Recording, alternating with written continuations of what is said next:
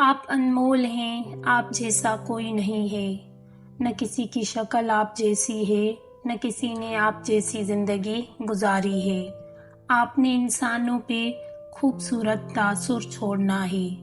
آپ نے اپنی شخصیت کو اتنا مثبت بنانا ہے کہ جو آپ سے ملے وہ ہلکے دل کے ساتھ وہاں سے اٹھے۔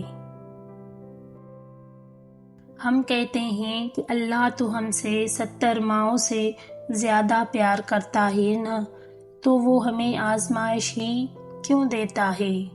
ہم کہتے ہیں کہ اللہ تو جانتا ہے کہ ہمیں کس چیز کی خواہش ہے، تو انتظار ہی کیوں کرواتا ہے، بن مانگے کیوں نہیں عطا کرتا؟ تو آپ ذرا سوچو، اگر یہ معمولی سی آزمائش نہیں بھی آتی تو اللہ سے کیسے جڑ پاتے آپ؟ اگر دعا نہیں ہوتی تو اللہ سے ہم کلام کیسے ہو پاتے؟ اللہ پاک ہمیں مختلف ذریعوں سے آزماتا ہے، کبھی لے کر تو کبھی دے کر، لیکن یاد رکھیے آزماتا انہیں ہے جنہیں اپنے قرب سے نوازنا چاہتا ہے۔ الجھنا چھوڑ دیں ایسی چیزوں سے، حالات سے اور لوگوں سے جن کو آپ بدل نہیں سکتے، اور اپنی توجہ اس پر مرکوز کریں جسے آپ بدل سکتے ہیں، یعنی کہ اپنا آپ۔ مایوسیاں محسوس ہونے لگیں تو مہربانیاں گننا شروع کر دیں۔ اللہ کی محبت کی مٹھاس محسوس ہونے لگے گی اور دل سکون سے لبریز ہو جائے گا۔ الحمدللہ رب العالمین۔ اللہ نے تمہیں پریشان دیکھا ہے، اللہ نے تمہیں خاموشی سے بکھرتے دیکھا ہے، تمہارے آنسو تمہارے درد کو جانتا ہے، وہ تمہاری روح کو کمزور پڑتے، تمہارے دل کو ٹوٹتے ہوئے دیکھا ہے، تمہارے ذہن کی نسوں کو پھٹتے دیکھا ہے۔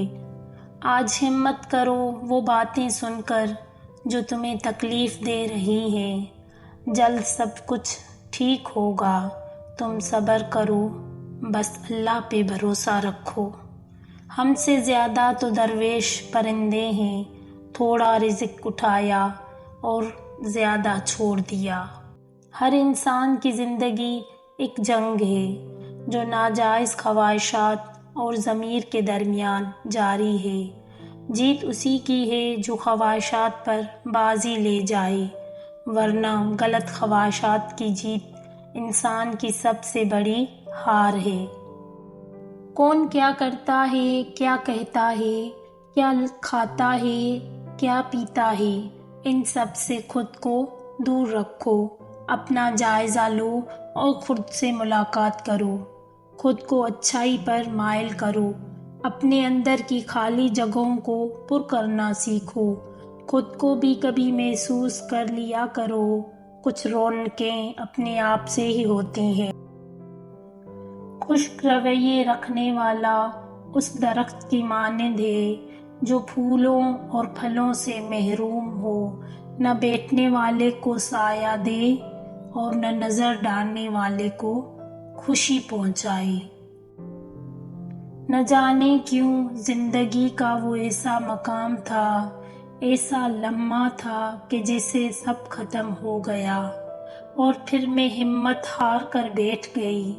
یکایک ایسا محسوس ہوا جیسے کسی نے میرے کان میں سرگوشی کی ہو، میری ڈھارس باندھنے کی خاطر مجھے یاد دہانی کرائی ہو۔ غم نہ کرو، اللہ تعالی ہمارے ساتھ ہے۔ یوں لگا کہ جیسے پت جھڑ سے نکل کر بہار میری زندگی میں داخل ہو گئی۔ جس شخص نے آپ کو دھوکہ دیا تھا ویسا ہی ایک شخص آپ کو بعد میں بھی ملے گا۔ کئی ماہ، کئی سال، کئی دہائیوں کے بعد صحیح، لیکن ملے گا ضرور۔ اگر یہ یاد نہ رہے کہ اس کی کیا بات آپ کو اس کے جال میں پھنسا دیتی تھی تو اس نئے وار سے کیسے بچیں گے آپ؟ جھوٹے لوگوں کے لیے جھوٹ چھوڑنا بہت مشکل ہوتا ہے، ناممکن نہیں مگر بہت مشکل، اور جانتی ہو ان کی سب سے بڑی سزا کیا ہوتی ہے؟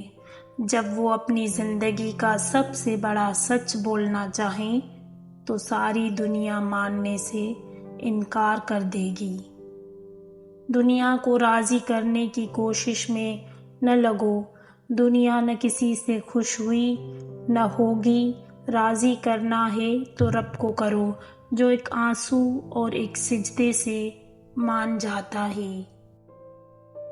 وہ زمین و آسمان کا مالک معبود برحق اللہ تمہارے دل کا حال بخوبی جانتا ہے۔ وہ بھلا کیسے تم سے غافل ہو سکتا ہے جو پتھر میں موجود کیڑے کو بھی رزق پہنچاتا ہے۔ غلطی کرنے کے بعد اگر دل میں کھٹکا محسوس ہو رہا ہو کہ کچھ غلط کیا ہے تو اس رحمان کی ہدایت اور ضمیر کی آواز سمجھ کر اپنے کریم رب سے معافی ضرور مانگ لینی چاہیے۔ اس پر ڈٹ نہیں جانا چاہیے کہ نہیں میری غلطی نہیں ہے یا میں نے جان بوجھ کر تھوڑی نہ کیا ہے، بلکہ اپنے رحیم رب سے چپکے سے معافی مانگ لینی چاہیے۔ یا رب میں بے بس ہوں، میری مدد فرما، میں کچھ بھی کرنے سے ہوں قاصر، تو میری ساری مشکلات کو حل فرما۔ آمین ثم آمین۔